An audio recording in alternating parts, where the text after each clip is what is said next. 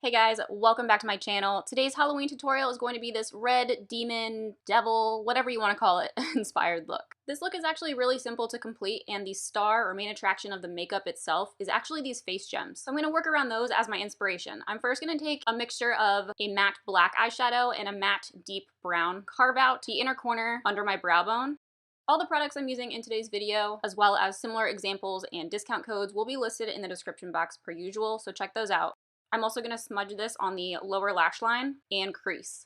Applying the shadow in this way, with the shadow on the inner corner under the brow bone, gives a more contoured, kind of siren eye, elongated shape. Then right over top, I'm going to use a smaller, super fluffy brush and lightly apply a deep red matte eyeshadow. This is just going to help blend out those two previous shadows and also warm up the color a bit.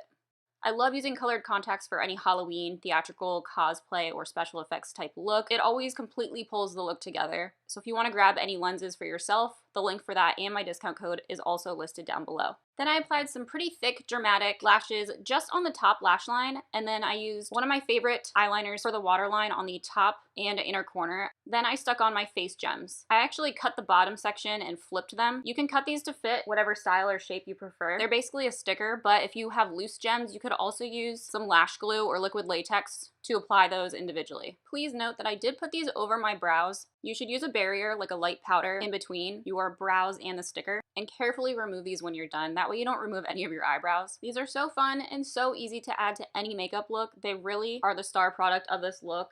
They come in a ton of different colors, styles, and shapes, so they would fit multiple looks and Halloween costumes. Then I used that same eyeliner on the bottom lash line and some of my black eyeshadow and smudged that corner to corner with a slightly heavier hand, really focusing on that outer corner just to make it a bit wider and thicker. Then to finish up the makeup, I applied a matte red liquid lip and a glittery red lip gloss over top.